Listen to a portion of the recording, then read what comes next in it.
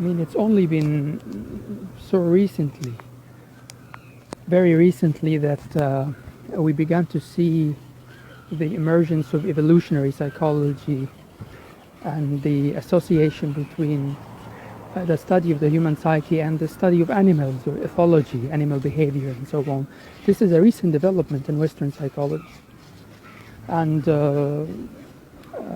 this is very important because it starts the dimension in psychology where you begin to wonder why certain behavioral or emotional or cognitive qualities exist in human. Where do they come from? That question is, up till the present, not really asked by many people who are concerned with psychology. And in the leftist fashion, they presume that certain, or many or most of our behaviors just fall off the sky. They have no evolutionary or biological foundations. And bullying is one such behavior. Very, very few psychologists today would ask, why do we have this behavior? Why is it prevalent, especially that it is prevalent? It's not a rarity or an extreme kind of behavior. Actually, it's basically the norm in every society, even among children. And so the possibility that a behavior that is that much widespread and that is universal in this fashion and that exists very prominently among children makes the question, where does it come from? What are its origins? More urgent to ask, yet they don't ask it. They just presume that it is falls off the sky, that it is an anomaly, a mistake. And that's why we need to look into evolutionary psychology and ethology and the study of animal behavior as an alternative to the standard commonplace practice of Western psychology. Because they don't ask questions like that. They make presumptions, as I mentioned, in the leftist way, that this is the upbringing, this is society, or something of that sort, like it's an artificial behavior, like it's not a natural behavior, and so they don't understand it. And if you don't understand the psyche, if you don't understand the origins and foundations of its manifestations and processes, then you have absolutely no business saying anything about how human behavior should be. That's another problem, of course, that is prevalent along with leftist mentality, this obsession with how things should be, rather than contemplating, researching, asking the question, why things the way they are. And when it comes to bullying, of course, the behavior is not a complex one. It's not among the more perplexing or enigmatic behaviors of humans. It's highly prevalent among animals as well, and among adolescent animals as well in the mammalian kingdom.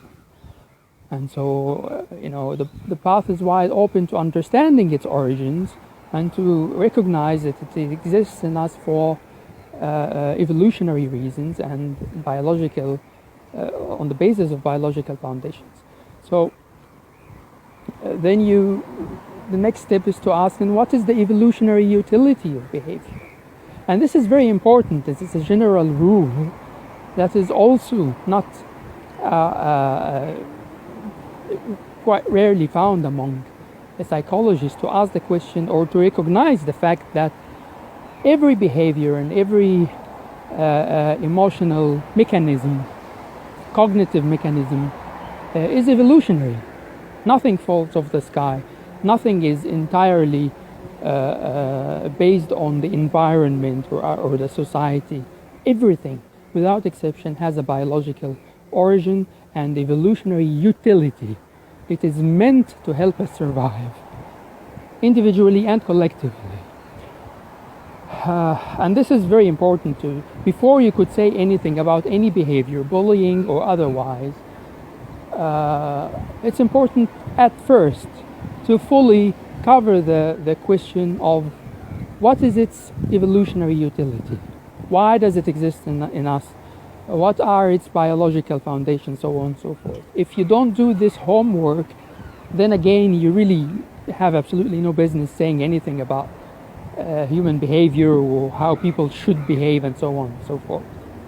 In the case of bullying, of course, its evolutionary utility is very much self-evident. Now, in the mammalian kingdom, you have the competition among the males. You have the competition among males for the sake of sifting through the male population, filtering the weak out, and figuring out who's going to take care of the community, the alpha male race. So bullying has a double sort of benefit to it in an animal community, mammalian animal community. First of all, it emboldens the youngsters. It makes them able to learn, to acquire knowledge and experience about the social mechanisms by which any community develops and survives. And so it's a learning mechanism. And it teaches you, in the animal kingdom, it teaches you certain physical things, like rough and tumble play, for example. Do you consider this bullying or not? I bet nowadays leftist psychology would say, oh, rough and tumble play should be avoided because it's bad, because it's a form of aggression, and so on and so forth. Of course, rough and tumble play is very important for the development of motor skills, fundamental physical, muscular skills of children. Secondly, also it teaches the youngsters to learn about the line that separates harm from play. And so you learn this by experience, basically. You're playing rough and tumble, and all of a sudden your friend with whom you're playing starts screaming or objects and exhibits signs of pain and displeasure. And you don't intend to bring about that result. You don't intend to harm him, but you learn that you've pushed him so hard, or you've tackled him so hard, and now it hurts. It's no longer play. And this comes only by means of experience. There's no way that you could educate a child about that line that separates harm from play without experience. You couldn't do it cognitively. You couldn't do it intellectually, conceptually. It has to be an experience. And that's why children who grow up in special homes or in orphanages, and those children are strictly prohibited from rough and tumble play. They are prohibited sometimes, in certain cases, from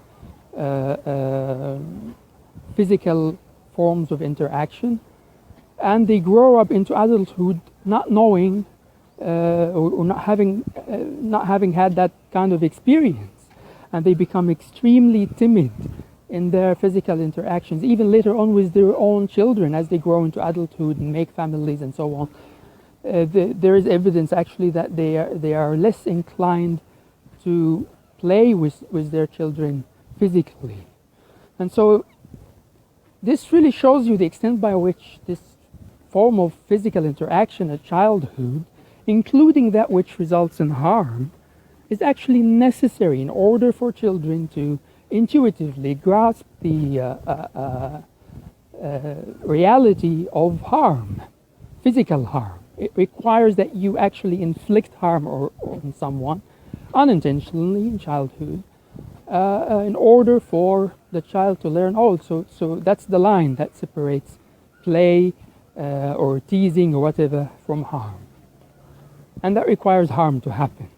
And this is something that leftists have a very difficult time accepting, because what they want is to establish God's heaven or utopia on earth, and this requires that there is absolutely no forms of harm that are ever happening to our children or to any person. Every last person is a god on earth, as the leftist views himself, and therefore all forms of harm must be completely abolished.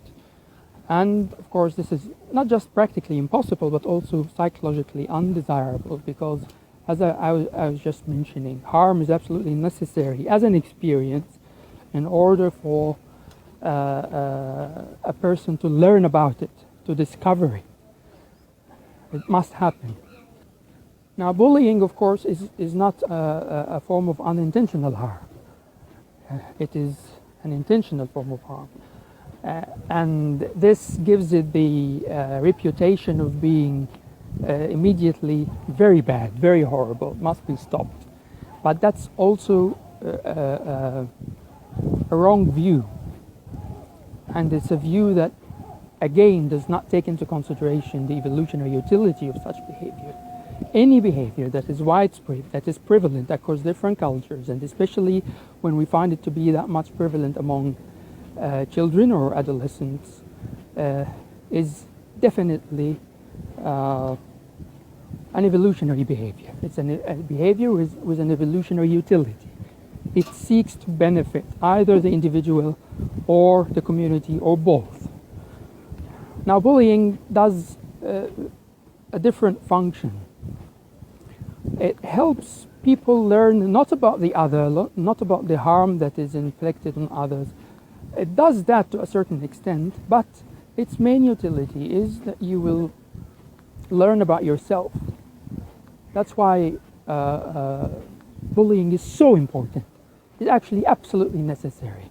It makes you learn something about yourself, about the limits of your courage, of your, it's not physical anymore, it's psychological, and that's what makes it so important.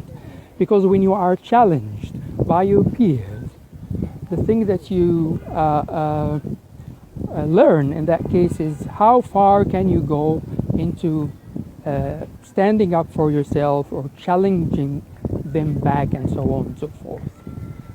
And if you're never exposed to an experience of that sort, if you're never challenged, especially by your peers, that sort of self-knowledge, it's not particularly conscious, it's not particularly self-conscious at all, but it's important nonetheless, because it teaches you something about the limitations of your courage, of your ability to cope with hardship, and so on and so forth. It teaches you that, again, through experience and not conceptually. That's why it is extremely important. So yes, it teaches you things of that sort. Who to challenge, who to avoid, what risks to take in your interactions with others, and what to avoid. It gives you a remarkable repertoire of memories and experiences that allow you to regulate your behavior in the future according to what you know about yourself. And it's a spectrum. People are not courageous or cowards. It's a spectrum, and there is a coward on one extreme and a courageous and valiant person on the other extreme, and all of us exist somewhere along that spectrum, along that line. And bullying, when you're exposed to bullying in childhood, it teaches you for certain where you are on that spectrum and what are the specific circumstances where you can move forward towards courage or resilience, and where you are to escape, to avoid certain people, to comply with the powerful, things of that sort. We might talk about how also cowardice is sometimes important for survival. At least you can see that from an animal perspective. Escape, running away, a fundamental dimension of survival, because you cannot win every battle. And this applies to human beings as well, and it applies to entire societies as well sometimes. It's not so subtle we can talk about this. But the idea that all forms of cowardice and all forms of escape are bad, again, another leftist, arrogant idea that has absolutely no bearing on reality and is divorced from the well-being of individuals and societies. I might talk about this in a little bit more in depth later, but the point I want to emphasize now is how important it is to learn through experience about your limits of power. And bullying teaches you that. It teaches you when to escape, when to embrace your cowardness, your fear. It teaches you this by experience when you're being bullied by a powerful peer. So this is a very, very important lesson, and nothing else can teach you that. Nobody can teach you, not through role-playing even. My real concern is actually about the boy who does the bullying. That's what I'm concerned about, because even in childhood and even in adolescence, power is always corrupting. And when you know that you are powerful, when you know that you can sway others around you in this way, there is a concern here. You see, to me, it's the opposite to everyone else. Everyone's talking about how the bullied boy is a victim and how they all need to be protected and so on and so forth. To me, it's the opposite. To me, it's the one that does the bullying. That's the one that needs help. That's the one that needs protection from himself, from his power. That's the one that needs special care. He doesn't need punishment. Punishment, another favorite of the lefties. They love to punish the wrongdoers. Whereas, and you see, if you look at things with a sound psychological understanding, you'll see that it is the one that does the bullying that needs the most help. And actually that he's, in a certain sense, doing a great service to other children. And that's how I see bullying. It's a form of service. The boy that's doing the bullying is teaching other children a lot of very important things about their psyche. And he's doing it. The reason it's so effective and so successful is that he's doing it naturally. It's not a course. It's not a lecture. He's doing it quite naturally, intuitively, and that's why they learn truly. Now the concern is, of course, for the boy that's doing the bullying, because in some cases the behavior of bullying, in certain cases, will teach the boy, the bully, will teach him also about how far he can go and when he should stop, where things become dangerous, where things become seriously harmful. And of course, adults then should interfere when things, and that's how it's always been, by the way, before the woke leftist mania that we see now, where interference of adults in every last aspect of children upbringing is promoted as if it's a healthy thing. In the past, when I was a kid, bullying was never an issue. Why? Because whenever a bully went so far and started to be consistently harmful, it started to be seriously harmful. Adults and teachers and our parents intervened immediately, but not before that. They did not interfere when things were within reason. And that's very strange, because also they did this intuitively and collectively. It was like a culture that we had, a natural culture. Nobody proclaimed it. Nobody taught this to our parents and teachers. They knew that bullying was happening all the time, but they never interfered, except only when things, in certain particular cases, have gone too far. And that, of course, then is very important to protect the children or adolescents who are exposed to a bully of that sort, and to pay a closer attention to the boy who's doing the bullying. That boy now needs urgent attention. You see how this works? It's not against bullying, it's against extreme forms of that behavior, not against the behavior in its entirety. That's how this works. the elimination of all forms of harm and all form of conflictual behavior does not help neither individuals nor communities. It's not helpful, it's harmful. It's the opposite of helpful. But in truth, I remember in my own childhood, even those cases where bullying was so consistent and extreme, it was rare. In my own personal experience and many people around me of my generation, it wasn't that often that we found or suffered because of a bully of that sort. It was rare. And often adults would interfere. And then also you knew instinctively as a child that when someone harmed you that much, you would then go and report the matter to your parents. It's another remarkable thing. If the harm that is inflicted on you was reasonable, we knew what was reasonable and what's excessive as children. And children who complained or went to the teacher or reported another child for a reasonable kind of bullying, all the other children would oppose him. They would chastise him for snitching on the other child. Except only when the harm was serious or where the bullying was extreme, and then everybody would actually take the side of the child who was a victim. Then they would band up with him.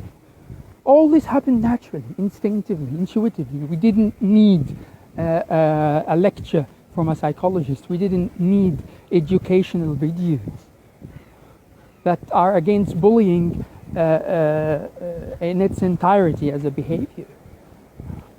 Things that are done, people aping one another, one institution aping another, one psychologist aping another, not really asking the question, not contemplating the matter at all, not understanding it.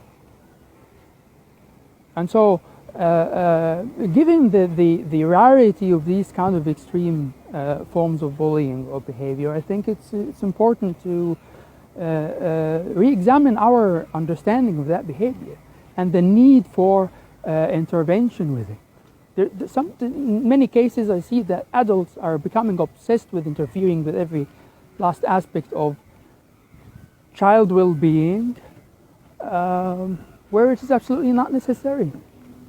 Bullying is a way which teaches or allows children to teach themselves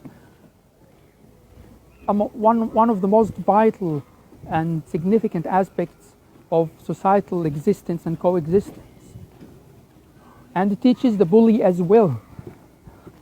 And by the way, there are subtle things that the bully will learn in the course of time, that he cannot antagonize everyone, for example.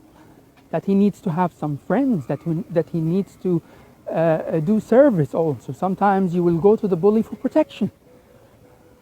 I remember having done that myself when I was a child, and I felt incredibly empowered by having the bully take my side. And so these subtleties of societal connections and friendships and who bands up with who and who breaks up with who and the risks to be calculated and so on and so forth. This is a very important aspect of our collective societal human existence. And children need to learn about this in the best possible way, and the best possible way is always intuitive, experiential, practicable, not conceptual, not inculcation, not theory in the leftist fashion. Even chimpanzees learn about the chimpanzees have incredibly complex communal relations and the battles between the alpha males and who bands up with who. It's not a matter of power at all. That's another thing that the leftists are obsessed with, that it is power. But it's not a question of power at all. In truth, it's a question of being able to do service to the people. It's being able to help the people. It's a question of being able to have some friends, have enough friends to rule, to be powerful. Even chimpanzees have that kind of understanding. And of course, bullying is widespread among adolescent chimpanzees. These are our closest relatives from the animal kingdom. We can learn a lot by observing their behavior and the utility of all these behaviors. And so The bully learns about how to do service, when to use his power for the service of other children, to protect them, etc. He learns about the importance of not going so far in the use of power. He learns about the mechanisms where power and service and protection are all balanced together. And all this happens intuitively, all this happens naturally through the exercise of power among children. And of course, it's not the one bully and all the other victimized children. These things are highly dynamic, they keep changing all the time. So you have a bully today, and there's a more powerful kid that emerges tomorrow. There's usually a whole group of them, a different group of them. There is a very vital and lively dynamism involved with the process of handling power among children. And it changes. You go to a school, you change your school, everything changes, or you leave school and you go to your club or to play with other kinds of friends, and the whole system is different. And then, by the way, a child who's not a bully in a school can go into another environment, and with his family members, for example, with children of his family members, and now he's the most powerful. And he learns from the bully of the school. He learns how to exercise his power reasonably with other groups of children, because among those other groups of children, he is the most powerful. And it keeps going on and on like this. And into adulthood, this is a preparation of adolescence into adulthood. Because later on, in your job, in your career, in whatever business, and whatever means of living that you're pursuing, you will find the same. And if you don't have those experiences in childhood and adolescence, you will not be able to manage as a fully grown adult. You will not learn about these things. You will not acquire the experience into adulthood. You will have missed it out, as I was mentioning, all those children growing up in orphanages. And they're strictly prohibited from rough and tumble play or other forms of physical interaction, and they are also, of course, certainly strictly prohibited from oppressing each other. There is a teacher who oppresses all of them. There is a teacher who inculcates all of them, and so nobody is allowed to be a bully. This actually happens. It's not something that we should aim for or experiment. It actually happens in orphanages. And then observe how the children grow into adulthood. They never mature. They never ever mature.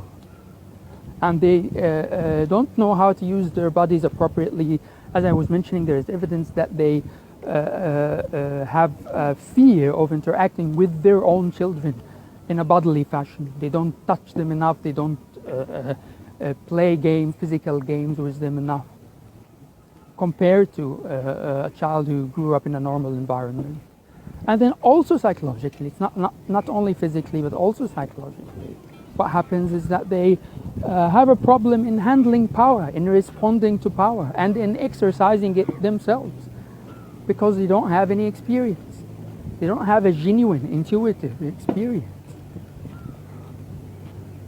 And that's what the left wants. He wants everyone to be inculcated. He wants every behavior to be controlled. And unnecessarily, not just unnecessarily. It's not that bullying is harmful. It is useful. It is necessary. It is essential, so long it does not go into extreme.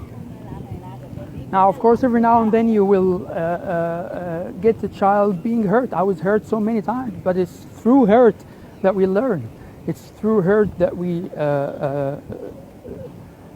acquire experience and knowledge about ourselves and about others and about society. It's painful. Life is painful. It must be painful. And if you somehow manage in the leftist fashion to remove all forms of hurt and pain and suffering, but then we are not human anymore. We're just machines. And the result will be catastrophic, because when people don't have an authentic human experience, And that means a human experience that involves pain and hurt and failure and suffering. If you don't have this anymore because the leftists have triumphed and have applied their socialist utopia on earth where nobody suffers, the result is that everyone will suffer. Nobody will be happy, and we can already see this, particularly in the West, which is already dominated by leftist views and ideologies, feminism and so on and so forth. Nobody is happy. Families are collapsed. Society is collapsing. And the inculcation of children has reached a point where they're involving children in education about sex and gender and things of that sort. Children have no business with these things. You just have to play. You need to be free from any burdens of that sort, because this is the only time where they're going to be free, where their dependence is natural, where they don't have to be independent yet. That's freedom there. Someone else is taking care of your needs and of your well-being. You can be free. And you can just play and learn through play. And play involves, bullying is a form of play, so long it doesn't go into extremes. And it only rarely goes into extremes, and when it does, adults do interfere. And the one that would need help then is the bully more than the child that's being bullied. The idea that every form of hurt and the slightest form of hurt is going to leave a lasting scar that will never be removed. The lefty favorite word, trauma. The trauma, the irreversible trauma. There is no such thing. Especially when we're talking about behaviors that are being practiced or repeated within reasonable contours, within reasonable limits. It's only in extreme cases that traumas of that sort happen, and when that happens, then there is need for assistance.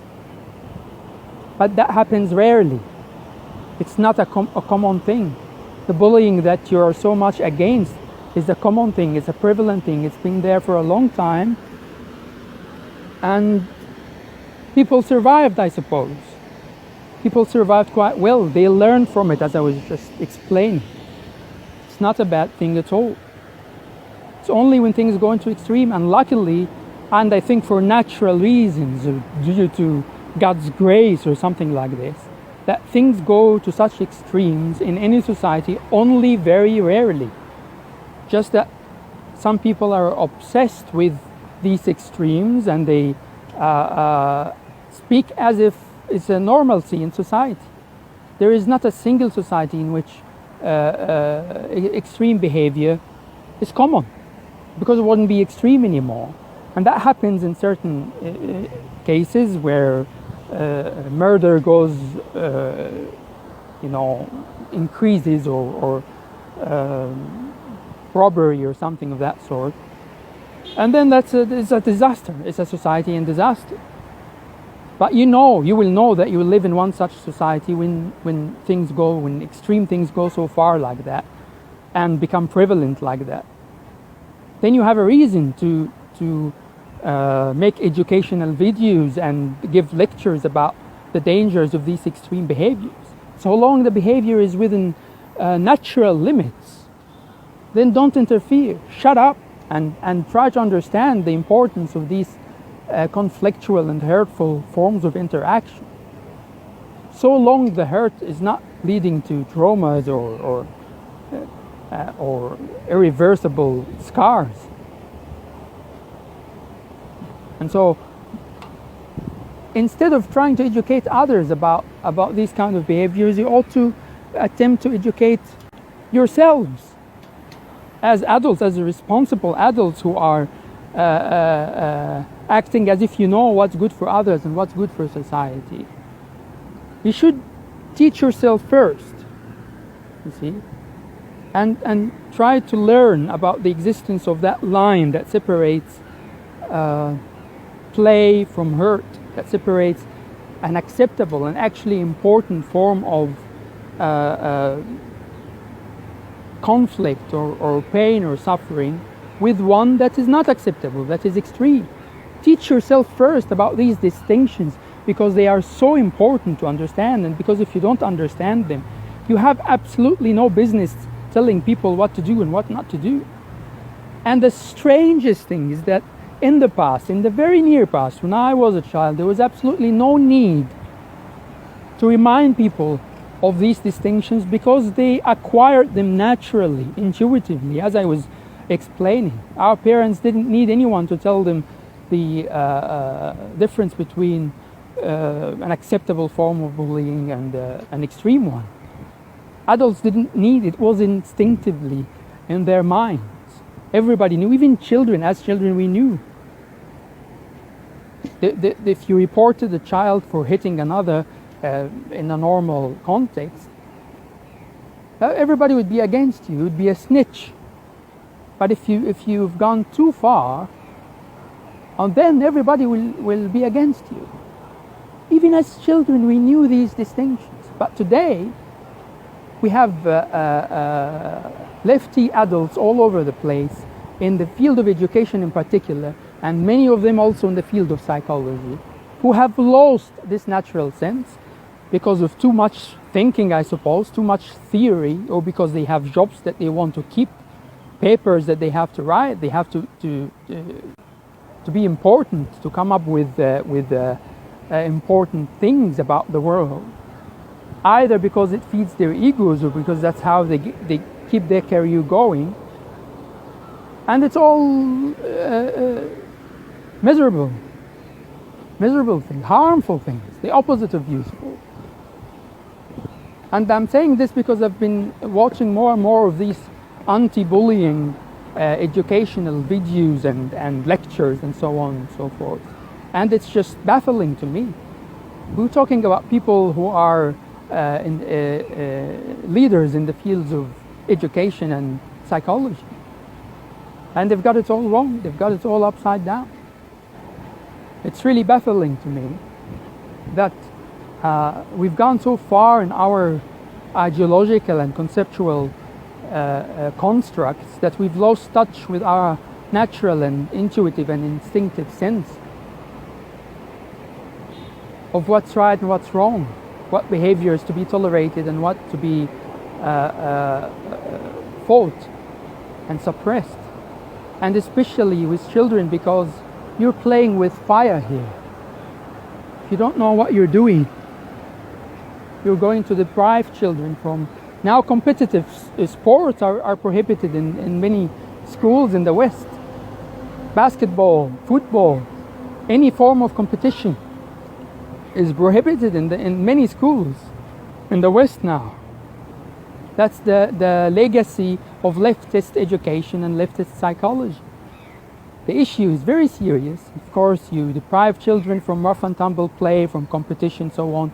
You're depriving them from learning not just about physical development and motor skills and so on, but also about the psyche, things that are important for their understanding of themselves or their feeling of themselves, and of also social skills